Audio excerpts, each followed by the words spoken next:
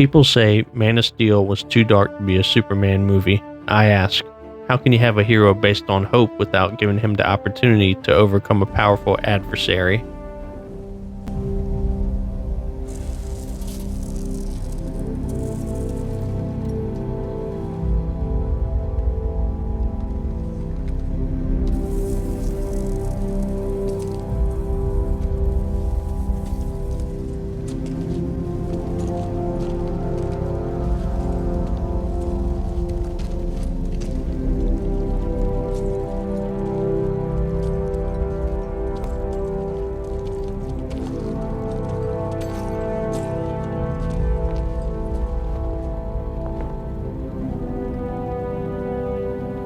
This man is not our enemy. Thank you, Colonel. Superman 2025 is based around DC supervillain Lex Luthor wanting to end Superman. There are moments that are okay, mixed around a lot of chaos that never seems to go anywhere. In Superman, we get a synopsis basically stating that for the last 3 years, Superman has been out protecting the world. The missed opportunity and why people aren't necessarily clicking with this movie, and why Man of Steel, despite being over 12 years old, has seen an increase in viewership on HBO Max, is how Zack Snyder created a story that allowed us to go on a journey with an unknown actor, Henry Cavill.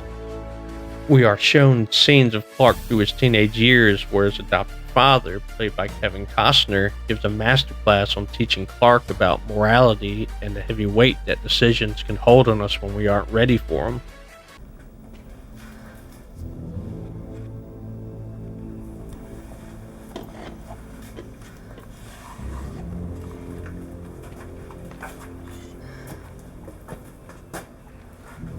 This was in the chamber with you. I took it to a metallurgist at Kansas State. He said whatever it was made from didn't even exist on the periodic table. That's another way of saying that it's not from this world, Clark. And neither are you. You're the answer, son. You're the answer to are we alone in the universe? I don't want to be. And I don't blame you, son. It'd be a huge burden for anyone to bear. But you're not just anyone, Clark, and I have to believe that you were sent here for a reason. All these changes that you're going through, one day you're going to think of them as a blessing, and when that day comes, you're going to have to make a choice. A choice of whether to stand proud in front of the human race or not. Can I just keep pretending I'm your son? You are my son.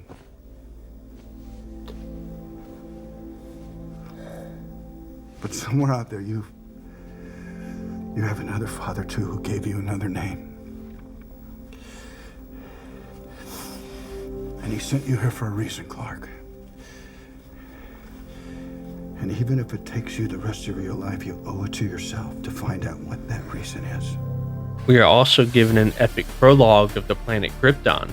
Here we see Clark's birth father, played by Russell Crowe, fight for his son and the future of Kryptonians before sending him to Earth.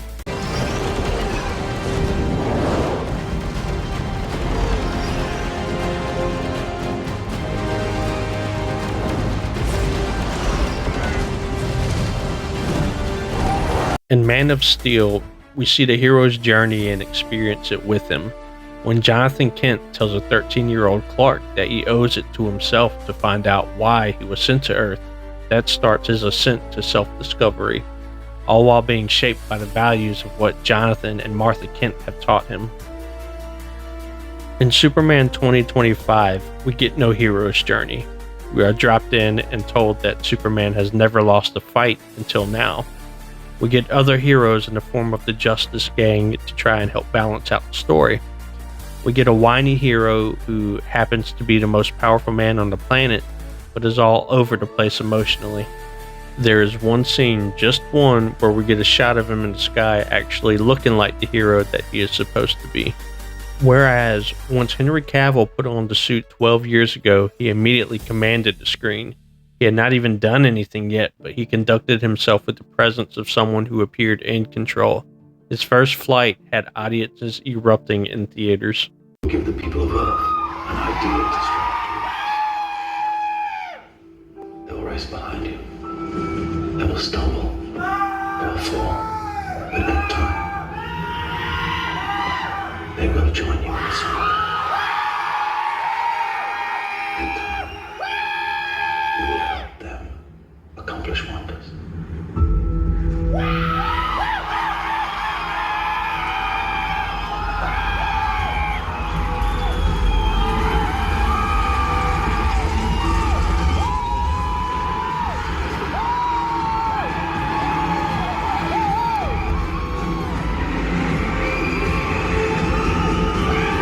The first time he is tested, he battled several high-powered combat veteran Kryptonians with nothing more than United States military as his support.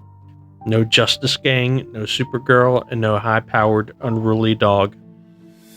For Superman 2025, the numbers were slated around 700 million. Within passing months, that changed to 600, and finally 500 before finally dropping just a few weeks ago. We currently sit at just over 400 million, with 125 million domestically in its first weekend, which it also got from Thursday showings. In its second weekend just a few days ago, it made 58 million. Internationally, it sits at 95 million in its first weekend and 57 million in its second weekend.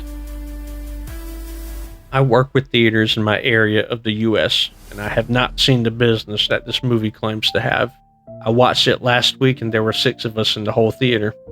After about halfway through the movie, 4 people ended up leaving, and it just left myself and my dad. We found that people leaving made more of a lasting impression than the movie itself. With the Fantastic Four coming out this week, the numbers for Superman will continue to decline. Time will tell whether or not this movie has any staying power, but considering people are still flocking to Max and watching Man of Steel and Superman from 1978 starring Christopher Reeve, this new incarnation of Supes may be put on the back burner. But here's the good news. Supergirl comes out next year.